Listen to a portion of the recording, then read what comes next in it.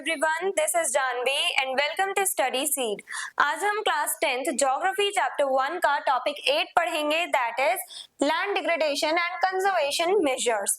अब लैंड हमारा डिग्रेड होता जा रहा है, लैंड अपनी फर्टिलिटी खोता जा रहा है, सॉइल फर्टिलिटी खो रही है अपनी, लैंड हमारा और ज्यादा खराब होता जा रहा है, प्रोडक्टिविटी लूज होती जा रही है हमारे लैंड की, तो लैंड जो है वो डिग्रेड होता जा रहा है, यानी लैंड की कंडीशन बिगड़ती जा रही है। और लैंड डिग्रेडेशन को हम बचाने के लिए हम इन सब के लिए कैसे कंजर्वेशन मेजर्स ले सकते हैं, कैसे ये सारी प्रॉब्लम्स हम सॉल्व कर सकते हैं, वो सब हम आज की वीडियो में जानेंगे, समझेंगे। Land degradation means the decline in the quality and productivity of land due to human and natural factors। अब land degradation का मतलब है कि या तो हम human beings की वजह से या फिर nature के ही कुछ factors की वजह से जब land की quality में हमें डिक्रीजमेंट देखने को मिलती है, जब लैंड की जो क्वालिटी है वो बिगड़ने लगती है, लो क्वालिटी ऑफ सॉइल हमें देखने को मिलती है, फर्टिलिटी नहीं होती है, साथ ही साथ हमें प्रोडक्टिविटी में कमी देखने को मिलती है, वही बात हो गई फर्टिलिटी। तो अगर लैंड जो है वो अपनी प्रोडक्टिविटी खो रहा है, अपनी प्रोडक्टिविटी लूज कर रहा है, क्वालिटी लूज कर रहा है, तो वो कहलाया जाएगा लैंड डिग्रेडेशन। यानी अब हमारा जो लैंड है वो थोड़ा डिग्रेड होता जा रहा है, खराब होता जा रहा है, अपनी प्रोडक्टिविटी लूज कर रहा है, तो उसे कहेंगे लैंड डिग्रेडेशन। और लैंड डिग्रेडेशन ह्यूमन फैक्टर्स और नेचुरल फैक्टर्स दोनों फैक्टर्स की वजह से होता है। ह्यूमन फैक्टर्स में आ जाते हैं जैसे डिफॉरेस्टेशन, हम लोग पेड़ काट के पहली बात सबसे बड़ी प्रॉब्लम कर रहे हैं, हम डिफॉरेस्टेशन करते हैं, ज्यादा से ज्यादा ट्रीज कट करते हैं, फॉरेस्ट एरियाज हमारा कम होता जा रहा है और डिफॉरेस्टेशन की वजह से सॉइल जो है वो इरोड होती जा रही है। अब जब ट्रीज को हम लोग जड़ से निकालेंगे तो जो सॉइल है वो लूज हो जाएगी, तो विंड के आने की वजह से सॉइल इजीली, सॉइल की जो टॉपमोस्ट फर्टाइल लेयर जो है सॉइल की वो इरोड हो जाएगी, वो सॉइल जो है उसे विंड या वाटर अपने साथ ले जाएंगे, तो इससे क्या होगा, सॉइल इरोजन हमें देखने को मिल रहा है डिफॉरेस्टेशन की वजह से। देन ओवरग्रेजिंग से भी यही प्रॉब्लम है।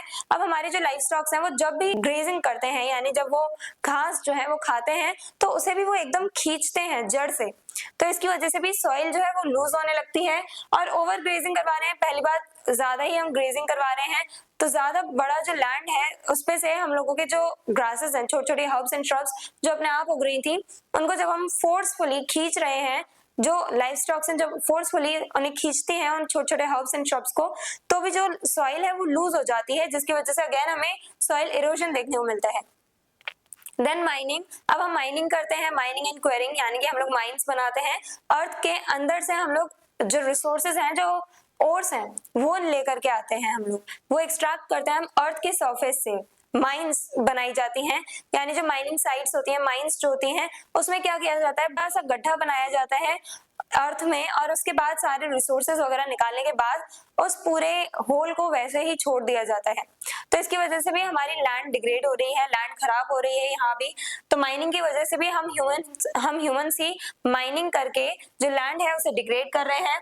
देन इंडस्ट्रियल एफ्लुएंट्स, यानी कि वेस्ट, जो इंडस्ट्रीज से वेस्ट निकलता है उसकी वजह से भी हमारा जो पूरा एनवायरमेंट है, अब चाहे एयर ले लो, वाटर ले लो या लैंड ले लो, सब पॉल्यूट हो रहे हैं, पॉल्यूशन बढ़ता जा रहा है, लैंड डिग्रेड होता जा रहा है, हमें देखने को मिलता है हर जगह वैसे ही कूड़ा कबाड़ा पड़ा होता है।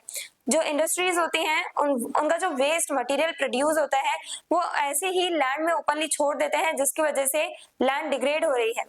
लैंड में जो केमिकल्स जा रहे हैं या जो बुरे मटेरियल्स जा रहे हैं उसकी वजह से लैंड डिग्रेड होती जा रही है।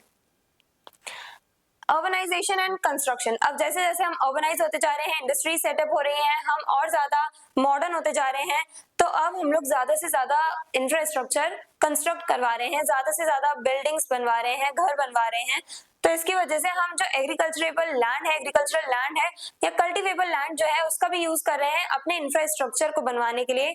जो कल्चरेबल लैंड है जिसमें हम कल्टीवेशन कर सकते हैं, उस लैंड पर हम कंक्रीट के रोड्स बनवा दे रहे हैं, और जो वेस्ट लैंड है उसे हमने छोड़ दिया है ऐसे ही। तो हमें क्या करना चाहिए, हमें वेस्ट लैंड्स का यूज करना चाहिए अपने इंफ्रास्ट्रक्चर डेवलपमेंट के लिए, और जो फर्टाइल लैंड है उसे छोड़ देना चाहिए कल्टीवेशन के लिए, लेकिन हम उल्टा कर रहे हैं।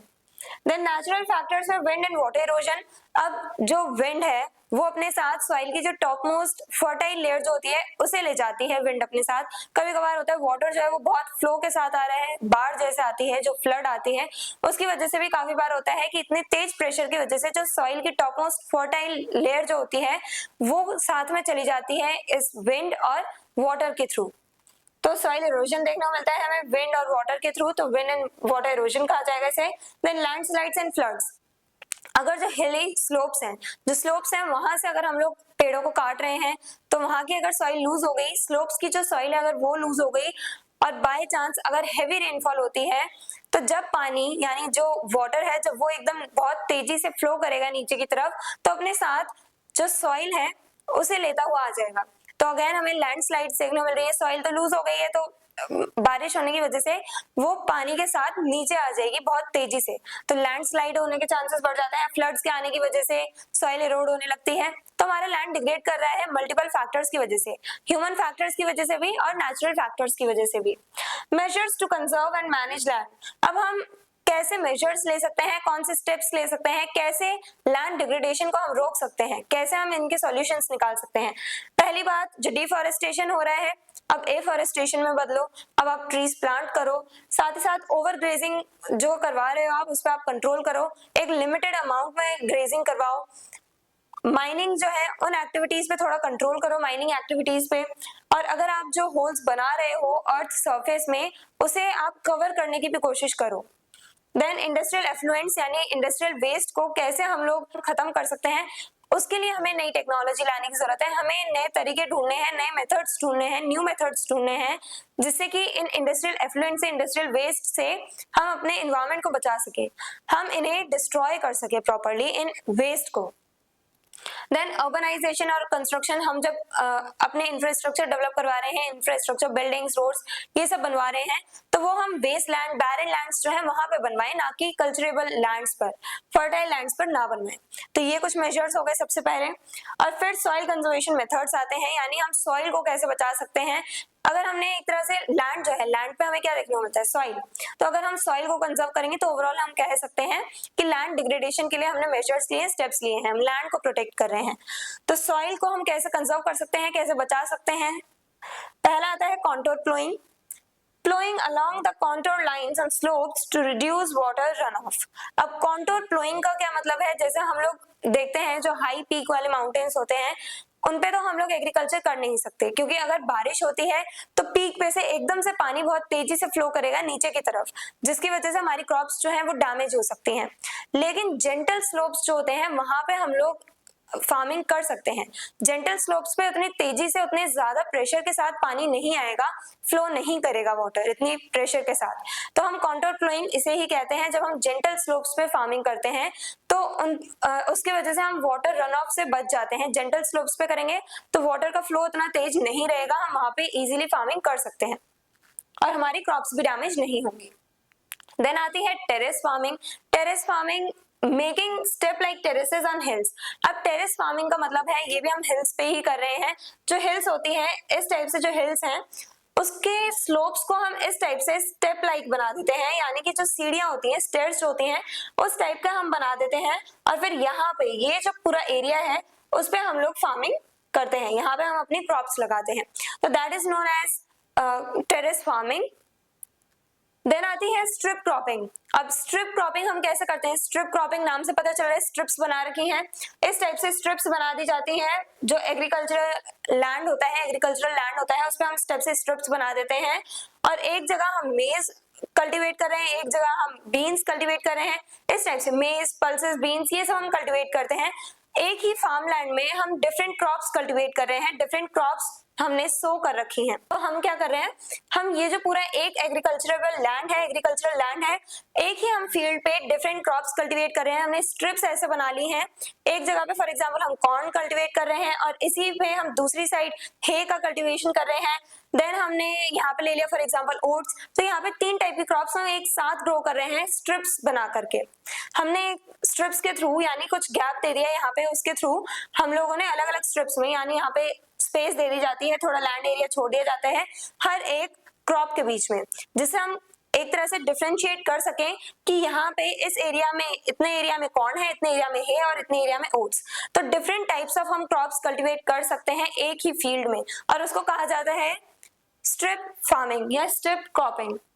Wind breaks and shelter belts, planting trees along field boundaries to stop wind erosion. अब विंड ब्रेक्स और शेल्टर बेल्ट्स किसे कहा जाता है, हम लोग क्या करते हैं, जैसे हमारी ये पूरी एग्रीकल्चरेबल फील्ड है, एग्रीकल्चरल लैंड है, इसमें हम लोग क्या करते हैं, अब विंड के आने की वजह से, अगर विंड बहुत तेजी से चल रही है, एक पूरा ओपन एरिया है, बहुत फास्टली विंड मूव कर रही है, तो हो सकता है हमारी क्रॉप्स डैमेज हो जाएं, हमारी क्रॉप्स पे उसका इम्पैक्ट पड़ सकता है, जब क्रॉप्स एकदम छोटी होती हैं तब।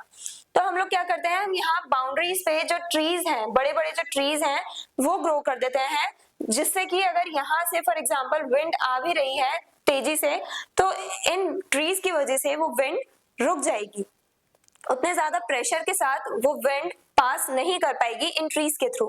तो इससे क्या होता है, हम अपने क्रॉप्स को बचा सकते हैं, प्रोटेक्ट कर सकते हैं, और इसी को कहा जाता है shelter belt and wind breaks. Then आता है क्रॉप रोटेशन। अब क्रॉप रोटेशन यानी नाम से पता चल रहा है हम क्रॉप रोटेट करके ग्रो कर रहे हैं। अब दोबारा से फॉर एग्जांपल यहाँ पे ये हमारी फील्ड है, इस टाइप के हमारे पास 4 फील्ड्स हैं, फॉर एग्जांपल ये 4 एग्रीकल्चरल लैंड्स हैं हमारे पास। अब हमने यहाँ पे मेज, यहाँ वीट, यहाँ पल्स और यहाँ सोयाबीन हमने कल्टीवेट करी। अब नेक्स्ट ईयर हम लोग क्या करेंगे, हम इन्हें रोटेट कर देंगे। यहाँ पे अगर हमने वीट कल्टीवेट करी तो अब हम यहाँ करेंगे, यहाँ पे मेज कल्टीवेट करी तो अब हम यहाँ पे मेज कल्टीवेट करेंगे। इस टाइप से रोटेट कर दी जाती थी सारी क्रॉप्स। तो हम लोगों को क्या देखने को मिल रहा है, क्रॉप रोटेशन जैसी प्रैक्टिसेस देखने को मिल रही है, जिससे कि जो यहाँ की सॉइल है वो थोड़ा रिकवर भी कर लेती है। इस टाइप से जब हम क्रॉप रोटेशन करते हैं तो सॉइल जो है अपनी फर्टिलिटी को रिकवर करने लगती है, रीगेन करने लगती है। उतने पेस्ट जो है वो डेवलप नहीं कर पाते, उतने पेस्ट जो है वो यहाँ पे सर्वाइव नहीं कर पाते। तो इसकी वजह से हमें क्या देखने को मिल रहा है, दोबारा से हम सॉइल को बचा पा रहे हैं, कंजर्व कर पा रहे हैं, सॉइल को हम लोग एक तरह से फर्टिलिटी लूज करने से बचा रहे हैं। तो हमने ये कुछ सॉइल कंजर्वेशन मेथड्स देखे। पहला था कॉन्टोर प्लोइंग, जिसमें हम लोग जेंटल स्लोप्स पे फार्मिंग कर रहे हैं। देन हमने देखी टेरेस फार्मिंग, जहां पे हम ऐसे टेरेस लाइक या स्टेयर्स लाइक स्ट्रक्चर बना रहे हैं माउंटेन्स पे, हिल्स पे, और वहां पे हम लोग कल्टीवेशन कर रहे हैं। देन स्ट्रिप क्रॉपिंग, इस टाइप के स्ट्रिप्स हम लोग बना करके अलग अलग टाइप की क्रॉप्स एक ही टाइम पे कल्टीवेट कर रहे हैं। विंड ब्रेक्स और शेल्टर बेल्ट्स, यहाँ पे हम विंड से प्रोटेक्ट करने के लिए हम इस टाइप का स्ट्रक्चर कुछ क्रिएट करते हैं। बॉर्डरिंग एरियाज जो है, बाउंड्रीज जो है फील्ड्स की, वहां पे हम लोग बड़े बड़े ट्रीज लगा देते हैं, प्लांट कर देते हैं। देन क्रॉप रोटेशन, हम क्रॉप्स को रोटेट कर करके लगाते रहते हैं। नेक्स्ट ईयर हम क्रॉप्स को रोटेट कर देंगे, अब उसके नेक्स्ट ईयर जो क्रॉप यहाँ कल्टीवेट करी थी अब वो यहाँ कल्टीवेट करेंगे, फिर नेक्स्ट ईयर हम यहाँ कल्टीवेट करेंगे। तो इस टाइप से पूरा रोटेशन चलता रहता है, पूरी साइकिल चलती रहती है। तो इस टाइप से हम सॉइल को कंजर्व कर सकते हैं। सॉइल कंजर्वेशन मेथड्स हमने देखे। Then steps taken by the government. अब गवर्नमेंट ने कौन कौन से स्टेप्स लिए हैं लैंड डिग्रेडेशन को रोकने के लिए। National afforestation programme NAP, national afforestation programme चलाए जा रहे हैं। इन शॉर्ट NAP, ये जो प्रोग्राम है उसका क्या एम है, क्या काम करता है, ये प्रोग्राम के अंडर में क्या सब है। तो ये प्रोग्राम जो है वो प्रोटेक्ट करता है फॉरेस्ट्स को। एफॉरेस्टेशन प्रोग्राम है, यानी वो अवेयर करता है, ये प्रोग्राम लोगों को अवेयर करता है कि आप ज्यादा से ज्यादा ट्रीज प्लांट करो, आप फॉरेस्ट कवर जो है उसे बढ़ाने में हेल्प करो। हमारा टारगेट क्या था, 33% जो लैंड एरिया है इंडिया का वो कवर होना चाहिए, किससे, फॉरेस्ट एरिया से। तो ये जो टारगेट है उसे कंप्लीट करने के लिए हम लोग क्या कर रहे हैं, इस प्रोग्राम का यूज कर रहे हैं लोगों को अवेयर करने के लिए, जिससे लोग ज्यादा से ज्यादा प्लांट्स लगाएं। Integrated watershed management programme IWMP, integrated watershed management programme, यानी अब जो रेनफेड एरियाज होते हैं जहाँ पे बहुत ज्यादा बारिश आती है, बहुत ज्यादा हमें फ्लड के चांसेस देखने को मिलते हैं, तो उस एरिया में सॉइल इरोजन के चांसेस ज्यादा होते हैं। तो ऐसे जो रेनफेड एरियाज होते हैं वहां पे सॉइल इरोजन को प्रिवेंट करने के लिए, सॉइल इरोजन को रोकने के लिए ये प्रोग्राम बनाया गया। Then desert development programme DDP, desert development programme यानी जो हमारा लैंड डेजर्टिफाई हो चुका है, यानी जहाँ पे अब ड्रॉट जैसी सिचुएशंस आ चुकी हैं, जो लैंड अब हमारा सूखा पड़ता जा रहा है, उस लैंड को कैसे मैनेज किया जाए, दोबारा से फर्टाइल लैंड में कन्वर्ट किया जाए, दोबारा से उसे अपने यूज में लाया जाए। तो उस लैंड को दोबारा से फर्टिलिटी रीगेन करने के लिए किस टाइप का हमें स्टेप्स लेने हैं, वो सब कौन डिसाइड करता है, ये desert development programme. Then national wasteland development board, अब national wasteland development board focuses on reclaiming degraded land. अब जो लैंड एकदम खराब हो चुका है, पहले से डिग्रेड हो चुका है, जिसने अपनी प्रोडक्टिविटी खो दी है, जिस लैंड ने, उस लैंड को दोबारा से यूज करने लायक बनाने पे कौन फोकस कर रहा है, नेशनल वेस्टलैंड डेवलपमेंट बोर्ड। अब ये जो बोर्ड है, ये जो बॉडी है, वो क्या करती है, जो लैंड पहले से ही वेस्ट हो चुका है, डिग्रेड हो चुका है, उसको दोबारा से हमारे यूज करने लायक बना रही है।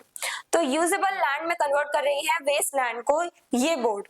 तो हमने आज के वीडियो में क्या जाना, हमने देखा कि काफी ज्यादा प्रॉब्लम्स राइज होती हैं लैंड डिग्रेडेशन की वजह से, हम लोगों को काफी ज्यादा सफर करना पड़ता है, सॉइल इरोजन के चांसेस बढ़ जाते हैं, फ्लड के चांसेस बढ़ जाते हैं, डिफॉरेस्टेशन करेंगे तो लैंडस्लाइड के चांसेस बढ़ जाते हैं।